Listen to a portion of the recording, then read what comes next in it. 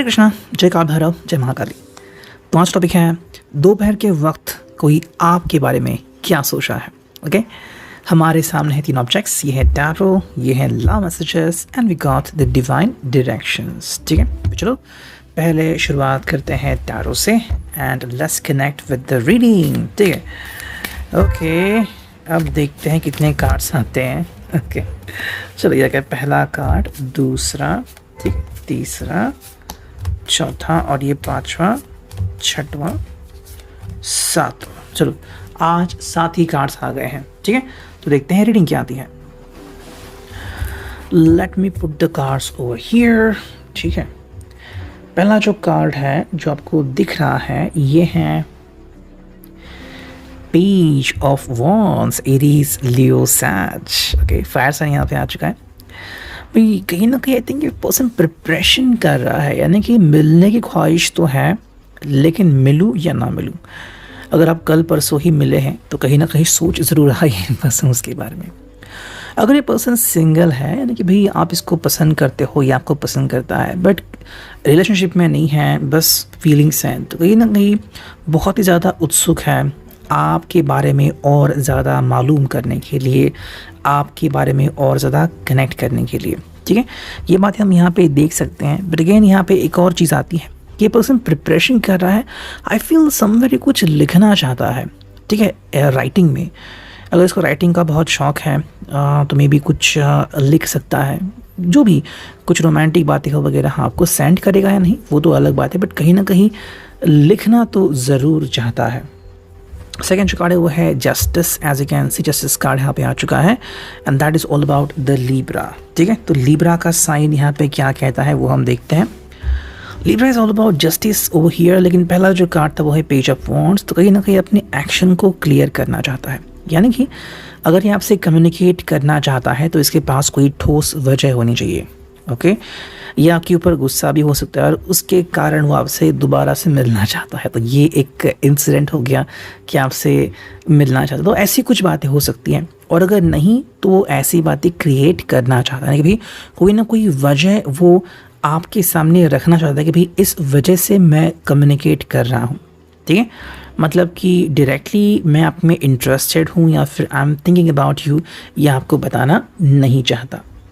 Next card है यहाँ पे वो है the world. As you can see the world का यहाँ पे मतलब आ गया है कि ये पर्सन अपनी एक ज़िंदगी ढूंढ रहा है जो उसे अब तक शायद मिली नहीं है। किसी को मिली भी होगी लेकिन ये पास में होगा।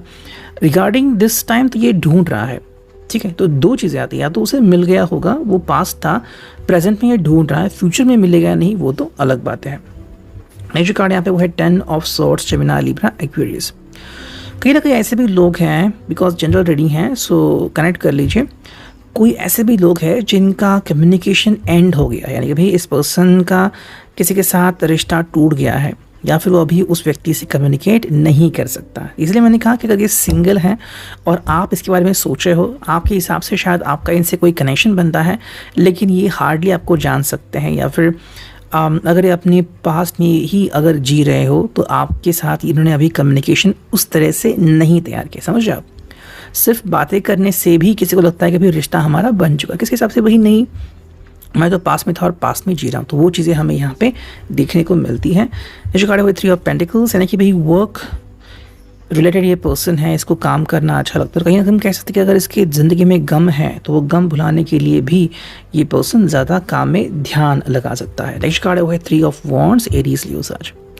वेटिंग पीरियड है यहाँ पे, मतलब कहीं ना कहीं अपनी हीलिंग की खोज कर रहा है। इसकी हीलिंग अभी तक हुई नहीं है। ठीक है, आपको कोई बाहर से दिख सकता है कि कोई स्माइल कर रहा है, लेकिन अगर आप उसके अंदर जाओगे या फिर कुछ ऐसे पल जब आप उसके नज़दीक जाने की कोशिश करोगे, यू विल फाइंड दैट कि कुछ तो है जो ये पर्सन बता नहीं रहा है।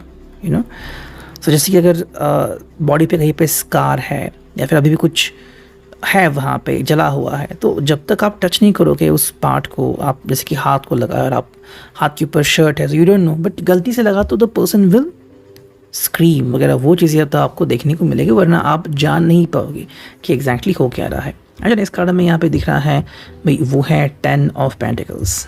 ओके, टॉरस, वर्गो, कैप्रिकॉर्न। इससे हम इस पर्सन की ज़िद भी कह सकते हैं, ये टूटा हुआ रिश्ता दोबारा से जोड़ना चाहते हैं, ठीक है।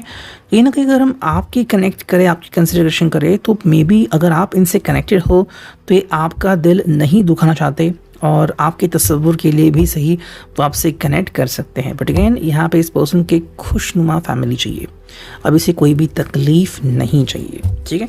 अब देखते हैं लव मैसेजेस से हमें क्या रीडिंग आती है। तो करते हैं कार्ड्स की शफलिंग, ठीक है। ये आ गया फर्स्ट, सेकेंड, ठीक है, third, okay, fourth, fifth, sixth और ये 7।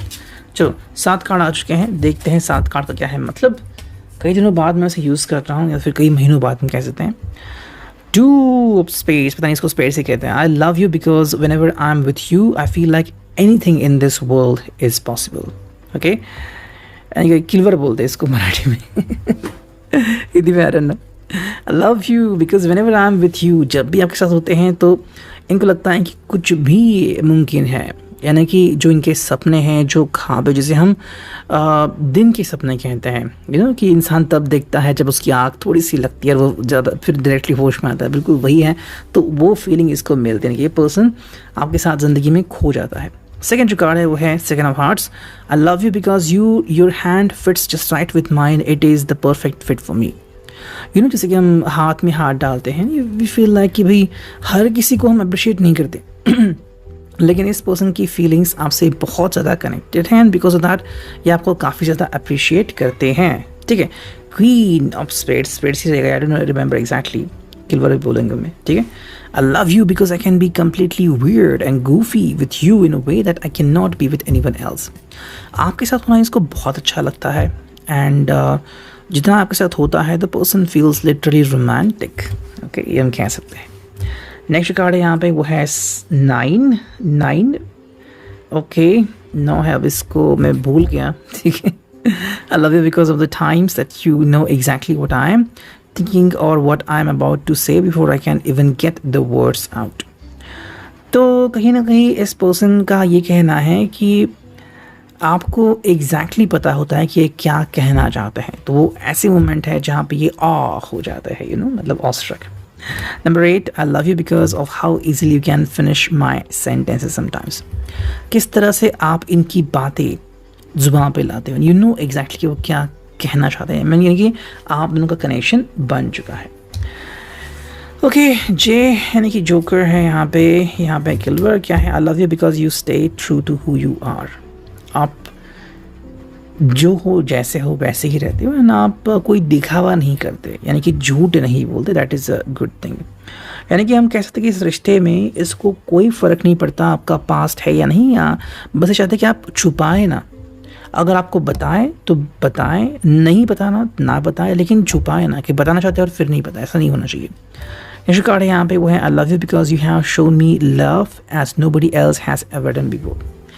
प्यार एक जो जुनून भी हो सकता है और प्यार एक कशिश भी हो सकती है, लेकिन मोर दैन दैट प्यार क्या होता है, तो एक भावना होती है, एक अंडरस्टैंडिंग होती है, और वो अंडरस्टैंडिंग दूसरा समझे तो दोनों के बीच हम कह सकते हैं सिमिलर अंडरस्टैंडिंग, या मतलब दोनों के बीच प्यार है। वो बात आप इनके हिसाब से आपने इनको सिखाई है, ठीक है। अब देखते हैं डिवाइन डायरेक्शन से हमें क्या रीडिंग मिलती है, ठीक है। चलो, ये आ गया थर्ड, ये आ गया फोर्थ और ये फिफ्थ। चलो ठीक है, तो 5 ही कार्ड मैंने लिए हैं। पहले मैं देखता हूँ सारे कार्ड स्ट्रेट हैं क्या।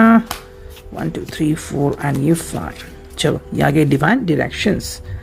देखो, पहला जो कार्ड है वो है फैमिली का card. As you can see, family is everything, reconnect with them और tell them you love them. यानी कहीं ना कहीं पर्सन की जो फीलिंग्स है वो मिक्सअप हो सकती हैं। फैमिली उसके लिए इंपॉर्टेंट है, लेकिन शायद फैमिली को छोड़ के आगे बढ़ चुका है, कहीं जॉब पे आ चुका है, और मे भी हो सकता है कि अपने प्यार की वजह से जहाँ पे धोखा खाया है या अभी फैमिली से दूर है।